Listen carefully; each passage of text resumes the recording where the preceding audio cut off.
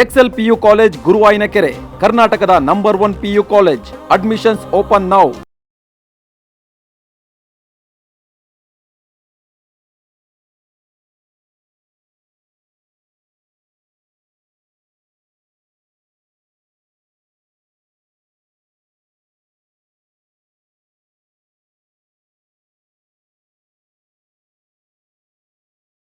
ಕೂಡ ಒಟ್ಟು 92,000 metric ton gas ಇದೆ. 2 ಟ್ಯಾಂಕರ್ ಗ್ಯಾಸ್ನಿಂದ 65 ಲಕ್ಷ ಸಿಲಿಂಡರ್ನ ಭರ್ತಿ ಮಾಡೋ ಅಂತ ಸಾಧ್ಯತೆ ಇದೆ. ಭಾರತದಲ್ಲಿ ಸರಾಸರಿ ಪ್ರತಿನಿತ್ಯ 50 ಲಕ್ಷ ಮಂದಿ ಸಿಲಿಂಡರ್ ಬುಕ್ಕಿಂಗ್ನ ಮಾಡ್ತಾರೆ. ಹೀಗಾಗಿ 2 ಟ್ಯಾಂಕರ್ ಗ್ಯಾಸ್ ಒಂದೆರಡು ದಿನಕ್ಕಷ್ಟೇ ಸಾಕಾಗುತ್ತೆ.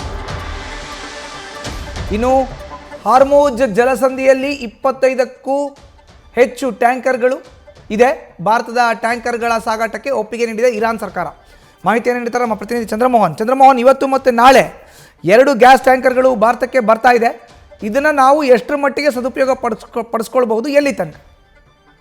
ಹೌದು ಮಧುಸೂದನ್, ಈಗ ಭಾರತದಲ್ಲಿ ದೇಶದ ಉದ್ದಗಲಕ್ಕೂ ಕೂಡ LPG ಸಿಲಿಂಡರ್ನ ಕೊರತೆ ಉಂಟಾಗಿದೆ. ವಿಶೇಷವಾಗಿ ಕಮರ್ಷಿಯಲ್ ಸಿಲಿಂಡರ್ಗಳ ಕೊರತೆ ಉಂಟಾಗಿದೆ. ಈಗ ಭಾರತ ಹೊರ್ಮುಜ್ ಜಲಸಂಧಿಯ ಮೂಲಕವೇ ಗ್ಯಾಸ್ ಟ್ಯಾಂಕರ್ಗಳನ್ನು ಕೂಡ ತರಿಸ್ಕೊಳ್ಬೇಕಾಗಿದೆ. ಈಗ ಇರಾನ್ ಸರ್ಕಾರದೊಂದಿಗೆ ಭಾರತ ಯಶಸ್ವಿಯಾಗಿ ಮಾತುಕತೆ ನಡೆಸಿದ ಪರಿಣಾಮವಾಗಿಯೇ 2 ಗ್ಯಾಸ್ ಟ್ಯಾಂಕರ್ಗಳು ಹೊರ್ಮುಜ್ ಜಲಸಂಧಿಯನ್ನು ದಾಟಿಕೊಂಡು ಭಾರತದತ್ತ ಬರ್ತಾ ಇವೆ. ಶಿವಾಲಿಕ್ ಮತ್ತು ನಂದಾದೇವಿ ಹೆಸರಿನ 2 ಗ್ಯಾಸ್ ಟ್ಯಾಂಕರ್ಗಳು ಇವತ್ತು ಮತ್ತು ನಾಳೆ ಭಾರತದ ಸಮುದ್ರ ತೀರವನ್ನ, ಕಡಲ ತೀರವನ್ನ ಬಂದು ತಲುಪ್ತವೆ. ಗುಜರಾತ್ನ ಕಡಲ ತೀರ ಮತ್ತು ಮುಂಬೈನ ಕಡಲ ತೀರಕ್ಕೆ ಈ ಗ್ಯಾಸ್ ಟ್ಯಾಂಕರ್ಗಳು ಬರ್ತವೆ. ಆದ್ರೆ ಈ 2 ಗ್ಯಾಸ್ ಟ್ಯಾಂಕರ್ಗಳಲ್ಲಿ 92,000 ಮೆಟ್ರಿಕ್ ಟನ್ ಅಷ್ಟು ಗ್ಯಾಸ್ ಇದೆ. ಈ ಗ್ಯಾಸ್ ಅನ್ನ ಬಳಸಿಕೊಂಡು 65 ಲಕ್ಷ LPG ಸಿಲಿಂಡರ್ಗಳನ್ನ ಭರ್ತಿ ಮಾಡಲಿಕ್ಕೆ ಅವಕಾಶ ಇದೆ. ಈಗ ಮುಖ್ಯವಾಗಿ ನಮ್ಮ ಭಾರತ ದೇಶದಲ್ಲಿ ಪ್ರತಿನಿತ್ಯದ ಸರಾಸರಿ LPG ಸಿಲಿಂಡರ್ ಬುಕ್ಕಿಂಗ್ ಅಂದ್ರೆ 50 ಲಕ್ಷ. ಹೀಗಾಗಿ ಈಗ 65 ಲಕ್ಷ ಸಿಲಿಂಡರ್ಗಳನ್ನ ಫಿಲ್ ಮಾಡಿದ್ರು ಕೂಡ ಒಂದು ದಿನ ಅಥವಾ ಒಂದೂವರೆ ದಿನಕ್ಕೆ ಅಷ್ಟೇ ಸಾಕಾಗುವಷ್ಟು LPG ಸಿಲಿಂಡರ್ ಈಗ ಭಾರತಕ್ಕೆ ಬಂದಂತ ಆಗುತ್ತೆ. ಆದ್ರೆ ಈಗ ಭಾರತಕ್ಕೆ ನಿತ್ಯ 2 LPG ಗ್ಯಾಸ್ನ ಟ್ಯಾಂಕರ್ಗಳು ಹೊರ್ಮುಜ್ ಜಲಸಂಧಿಯ ಮೂಲಕ ಭಾರತಕ್ಕೆ ಬಂದ್ರೆ ಭಾರತದಲ್ಲಿ LPG ಸಿಲಿಂಡರ್ನ ಕೊರತೆ ಆಗೋದಿಲ್ಲ.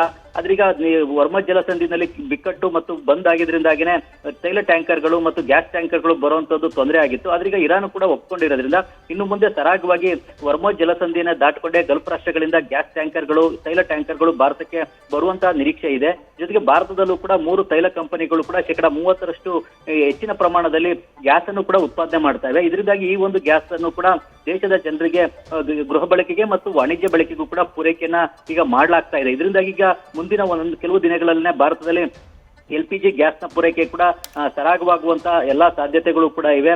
ಯಾವುದೇ ಸಮಸ್ಯೆ ಆಗಲ್ಲ ಅನ್ನೋ ಒಂದು ನಿರೀಕ್ಷೆನಲ್ಲೂ ಕೂಡ ಕೇಂದ್ರ ಸರ್ಕಾರ ಇದೆ. ಈಗ ಹೊರ್ಮುಜ್ ಜಲಸಂಧಿಯ ಮೂಲಕವೂ ಕೂಡ ಇನ್ನು ಮುಂದೆ ಗ್ಯಾಸ್ ಟ್ಯಾಂಕರ್ಗಳು ಕೂಡ ಬರುವಂತದ್ದು ಸರಾಗ ಆಗುತ್ತೆ. ಇದರಿಂದಾಗಿ ಭಾರತದಲ್ಲಿ LPG ಗ್ಯಾಸ್ನ ಬಿಕ್ಕಟ್ಟು ಬಗೆಯಿರುವಂತಹ ಲಕ್ಷಣಗಳು ಈಗ ಕಾಣಿಸ್ತಾ ಇವೆ. ಮಧುಸೂದನ್, ಧನ್ಯವಾದ ಚಂದ್ರಮೋಹನ್ ನಿಮ್ಮ ಮಾಹಿತಿಗೆ. ನ್ಯೂಸ್ ಫಸ್ಟ್ ನಿರ್ಭೀತಿಯಿಂದ ನಿಮ್ಮ ಪರವಾಗಿ.